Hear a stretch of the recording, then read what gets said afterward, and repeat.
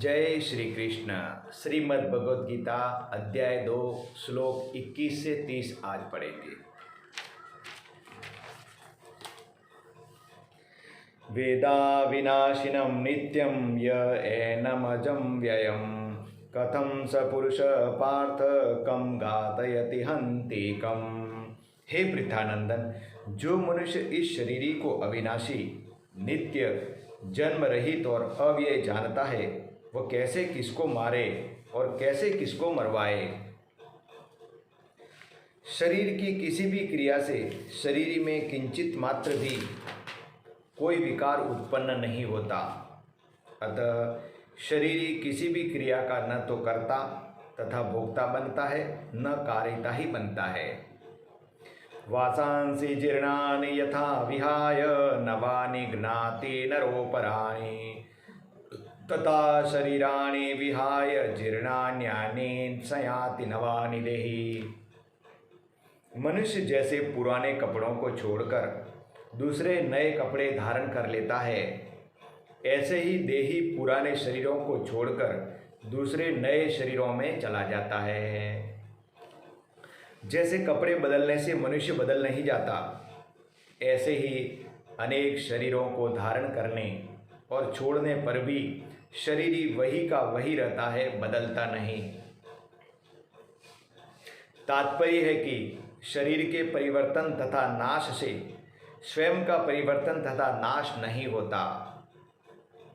यह सबका अनुभव है कि हम रहते हैं, बचपन आता और चला जाता है, हम रहते हैं। जवानी आती और चली जाती है, लेकिन हम रहते हैं। बुढ़ापा आता और चला जाता है, वास्तव में न बचपन है, न जवानी है, न बुढ़ापा है, न मृत्यु है। प्रत्युत केवल हमारी सत्ता ही है। नैनं छिदन्ति शस्त्राणि नैनं दहति पावकः न चैनं कलेदयन्त्यापो न सोयसति मारुतः। शस्त्र इस शरीर को काट नहीं सकते, अग्नि इसको जला नहीं सकती, जल इसको गीला नहीं कर सकता और वायु इसको सुखा नहीं सकती। पृथ्वी, जल, तेज, वायु, आकाश, मन, बुद्धि तथा अहंकार यह अपरा प्रकृति जड़ विभाग है और स्वरूप परा प्रकृति चेतन विभाग है। अपरा प्रकृति प्रकृति तक पहुँच ही नहीं सकती। जड़ पदार्थ चेतन तत्व तक कैसे पहुँच सकता है? अंधकार सूर्य तक कैसे पहुँच सकता है? इसलिए जड़ वस्तु चेतन शरीर में किंचित मात्र कोई विकार उत्पन्न नहीं कर सकती। अछेद्यो अयम दायो अयम क्लेद्यो अशोष्य एव च नित्यः सर्वगतस्ताणुरचलो अयम सनातनः। यह शरीर यानी कि आत्मा काटा नहीं जा सकता, यह जलाया नहीं जा सकता, यह गीला नहीं किया जा सकता और सुखाया भी नहीं जा सकता।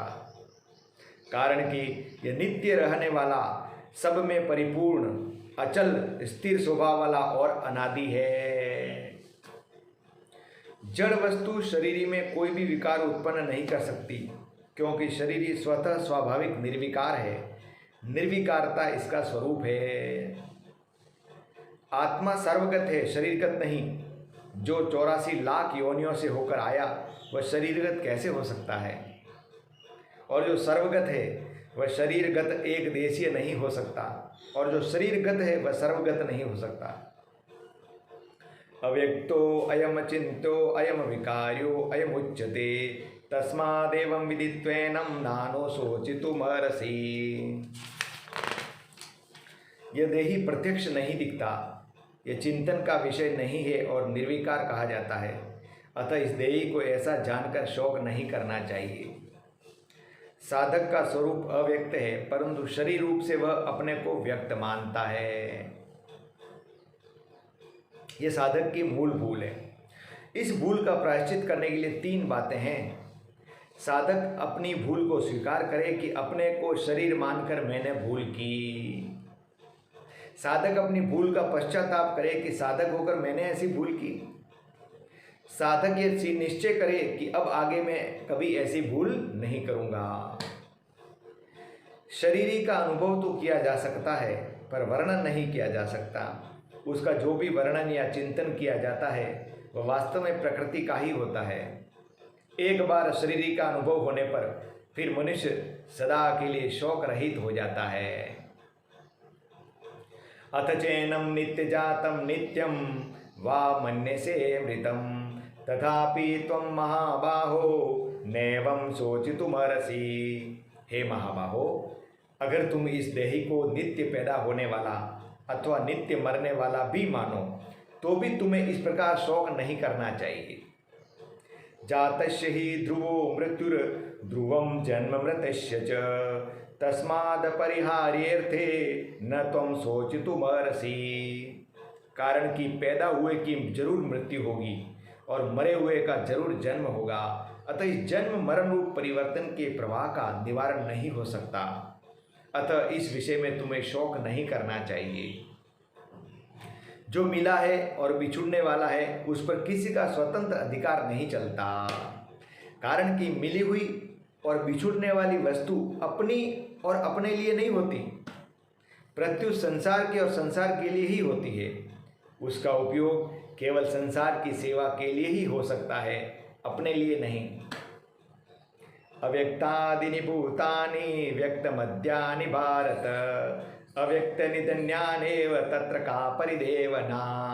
हे भारत, सभी प्राणी जन्म से पहले अप्रकट थे और मरने के बाद अप्रकट हो जाएंगे, केवल बीच में ही प्रकट दिखते हैं। अतः इसमें शोक करने की बात ही क्या है। शरीरी आत्मा स्वयं अविनाशी है, शरीर विनाशी है। स्थूल दृष्टि से केवल शरीरों को ही देखें तो वे जन्म से पहले भी हमारे साथ नहीं थे और मरने के बाद भी वे हमारे साथ नहीं रहेंगे। वर्तमान में वे हमारे साथ मिले हुए से दिखते हैं, पर वास्तव में हमारा उनसे प्रतिक्षण वियोग हो रहा है। इस तरह मिले हुए और बिछुड़ने वाले प्राणियों के लिए शोक करने से क्या लाभ। आश्चर्यवत पश्यति कश्चिदेन माश्चर्यवदत्ति तथैव चान्यः आश्चर्यवच्चेन मन्यः शृणोति श्रुत्वाप्येनं वेद च तैव कश्चित्। कोई इस शरीर को आश्चर्य की तरह देखता है या अनुभव करता है और वैसे ही दूसरा कोई इसका आश्चर्य की तरह वर्णन करता है, तथा अन्य कोई इसको आश्चर्य की तरह सुनता है और इसको सुनकर भी कोई नहीं जानता, अर्थात ये दुर्विज्ञ है। यह आत्मा इतना विलक्षण है कि इसका अनुभव भी आश्चर्यजनक होता है, वर्णन भी आश्चर्यजनक होता है और इसका वर्णन सुनना भी आश्चर्यजनक होता है। परंतु आत्मा का अनुभव सुनने मात्र से अर्थात अभ्यास से नहीं होता, प्रत्युत स्वीकार करने से होता है। इसका उपाय है चुप होना, शांत होना, कुछ न करना। इस प्रकार करते हैं तो आत्मा का अनुभव होता है। देहि नित्यं वद्यो अयं देहे सर्वस्य भारत तस्मात् सर्वाणि भूतानि न त्वं शोचितुमर्हसि। हे भरत वंशोद्भव अर्जुन, सबके देह में यह देही नित्य ही अवध्य है, इसलिए संपूर्ण प्राणियों के लिए अर्थात किसी भी प्राणी के लिए तुम्हें शोक नहीं करना चाहिए। प्राणी मात्र परमात्मा का अंश है। ममेवांशो जीवलोके, ईश्वर अंश जीव अविनाशी। परमात्मा का अंश होने के नाते इसका कभी नाश हुआ ही नहीं, कभी नाश होगा ही नहीं, कभी नाश हो सकता ही नहीं। अविनाशित्व, ज्ञान और आनंद शरीर के गुण नहीं है, प्रत्युत स्वरूप है।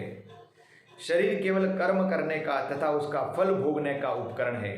अतः शरीर का संबंध नाशवान संसार के साथ है, क्योंकि संसार का ही अंश है। व्याकरण की दृष्टि से देखें तो मतुप, इनी आदि प्रत्यय 6 अर्थों में प्रयुक्त होते हैं। अस्ति विवक्षा में जो मतुप आदि प्रत्यय होते हैं वे सब बहुत्व, निंदा, प्रशंसा, नित्य योग, अतिशय और संसर्ग इन 6 विषयों में ही होते हैं। यहाँ जीवात्मा के लिए निंदा अर्थ में इन्हीं प्रत्यय किया गया है, जिससे देही, शरीरी आदि शब्द बनते हैं। कारण कि जिस चिन्मय एवं अविनाशी सत्ता का जड़ एवं नाशवान शरीर या देह से किंचित मात्र भी कोई संबंध है ही नहीं, उसे शरीर या देही कहना वास्तव में उसका निंदा ही है। उदाहरणतः जिस मनुष्य को कोढ़ है उसे कोढ़ी कहना वास्तव में उसकी निंदा है, क्योंकि कोढ़ उसका स्वरूप नहीं है, प्रत्युत आगंतुक दोष है। इसी तरह शरीर उत्पन्न और नष्ट होने वाला है, अंतवंत इमे देहा, पर आत्मा उत्पन्न और नष्ट होने वाला नहीं है। देही नित्यम वध्यो अयम न हन्यते हन्यमाने शरीर। जब शरीर ही नहीं रहेगा तो फिर शरीर ही कैसे रहेगा। कोड़ी को तो कोड़ खराब दिखता है, पर जीव को अज्ञानवश शरीर खराब न दिखकर उल्टे बढ़िया दिखता है। तात्पर्य यह हुआ कि भगवान ने कृपापूर्वक अज्ञानी मनुष्यों को समझाने के लिए ही जीवात्मा को शरीरी और देही कहा है। वास्तव में जीवात्मा शरीरी अथवा देही नहीं है। जय श्री कृष्ण। इस प्रकार श्रीमद् भगवद गीता के अध्याय 2 का श्लोक 21 से 30 पूरा हुआ। जय श्री कृष्ण। नारायण नारायण नारायण।